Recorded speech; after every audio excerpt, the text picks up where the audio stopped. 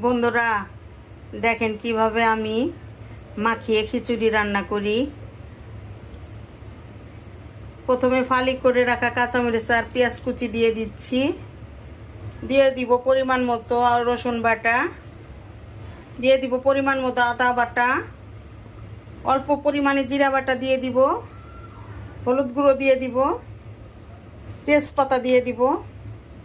এই যে এখন আমি সর্ষের তেল দিয়ে খিচুড়ি মাখিয়ে নিব।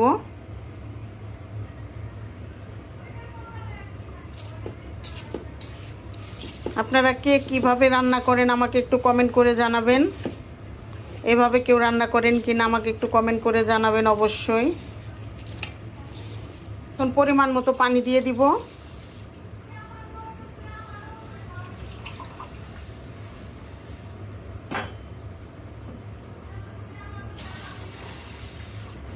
দিয়ে দিব পরিমাণ মতো লবণ।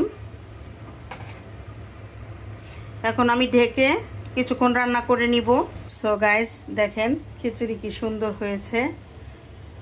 আমার খিচুড়ি রান্না কমপ্লিট। আমার খিচুড়ি কেমন হলো আমাকে একটু কমেন্ট করে জানাবেন। আমার পাশে থাকবেন, আমার পেজকে ফলো করবেন, আমার ইউটিউব চ্যানেলকে সাবস্ক্রাইব করবেন। সবাই সুস্থ থাকেন, ভালো থাকেন। আল্লাহ হাফেজ, আসসালামু আলাইকুম।